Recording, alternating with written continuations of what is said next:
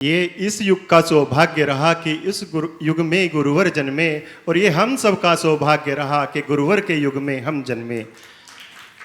आचार्य भगवंत श्री 108 विद्यासागर जी महाराज के 50वें पदारोहण पर उनके चरणों में अनंत बार नमोस्तु, और मुनिदय के चरणों में बारंबार कोटिश नमोस्तु नमोस्तु नमोस्तु। गुरुदेव, ये जानना चाहता हूँ कि जहाँ आज के युग में हम बहुत ही आसान रास्ते ढूंढते हैं, बहुत ही सरल रास्ते ढूंढते हैं, वहीं आचार्य भगवंत जो दया के सागर हैं, करुणा की मूर्ति हैं, मगर वहीं नियमों में बड़े सख्त हैं। वो बिना कुएं के पानी की प्रतिमा नहीं देते, सभी नियम ऐसे देते हैं जो कठिनता से पालन कराते हैं। फिर भी वहाँ बड़ी लाइन है नियम लेने के लिए। ऐसा क्यों? सरलता के इस मार्ग में गुरुदेव ऐसे कठिन रास्तों पर चलने वाले लोगों की इतनी बड़ी भीड़ कैसे है? बस यही जानना चाहता हूँ आपके चरणों में पुनः बारंबार नमोस्तु। बहुत अच्छा सवाल आपने किया है, और इस सवाल के संदर्भ में मैं अपना एक संस्मरण आप सबके बीच रखना चाहता हूँ, जो मेरे जीवन में अमिट छाप छोड़ा। गुरुदेव जब समेत शिखर जी आ रहे थे, पहली बार मेरी मुनियों के प्रति श्रद्धा हुई।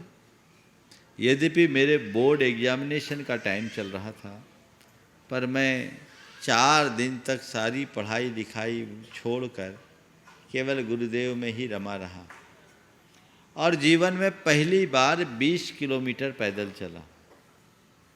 सड़क बहुत ख़राब थी, बोल्डर निकले हुए थे बड़े बड़े, और संग के एक मुनिराज जिनके पाँव की एड़ी में बड़ा गहरा घाव था, वो पंजों के बल चल रहे थे पूरा बिहार। क्षमा सागर जी महाराज के पैर में घाव था, लंबा बिहार होके आया, कुछ कांच वगैरह लग गया था। तो गुरुदेव के साथ एक सज्जन चल रहे थे। उन्होंने गुरुदेव से कहा, गुरुदेव बहुत कंकर है, बहुत कंकर है। मैं साथ साथ चल रहा था, मुझे कुछ आता जाता नहीं था, बस गुरुदेव के आकर्षण में मुग्ध था, पर उनका जो उत्तर है वो मेरे जेहन में बैठ गया। उन्होंने जैसे ही कहा कि बहुत कंकर है, गुरुदेव ने कहा, उस पथिक की क्या परीक्षा जिसके पथ में सूल न हो, उस नाविक की क्या परीक्षा धारा प्रतिकूल न हो। ये शब्द मेरे हृदय में बैठ गए।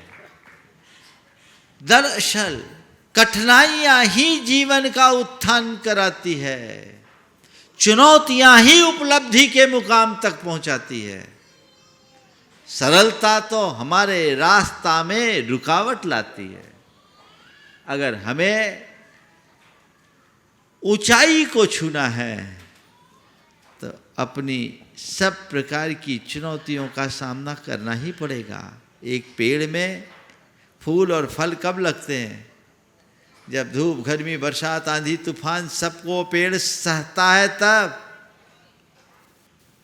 अगर पेड़ को सरल बना दो तो ये सब कुछ नहीं होगा। इसलिए कठिनाइयों और चुनौतियों से कभी घबराना मत, उसका सामना करना। और गुरुदेव का एक सूत्र है, उत्कृष्ट पाना चाहते हो तो उत्कृष्ट लगाओ। क्या बोल रहा हूं? सर्वोत्कृष्ट पाना चाहते हो तो सर्वोत्कृष्ट लगाओ। और व्रत संयम में आप लोग बोले इतना सब कठिन होने के बाद भी लाइन क्यों लगी रहती है?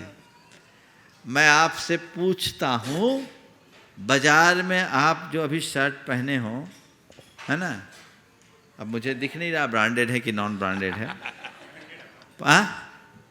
ब्रांडेड है ना? कितने की शर्ट होगी है? होगी महाराज 2-2.5 की। 2-2.5 की। 200-300 में भी ऐसी शर्ट तो मिल जाती होगी। बिल्कुल। तो 200-300 की शर्ट छोड़कर तुम 2,500 की शर्ट क्यों लेते हो? सही बात है महाराज। क्यों लेते हो बोलो तो सही। महाराज जी एक बात और भी है ना, नहीं, इसका उत्तर तो दो मुझे पहले। 200-300 की शर्ट उपलब्ध होने के बाद भी 2,500-3,000 और कोई तो 25-25 हज़ार के भी पहनते हैं। क्यों पहनते हैं?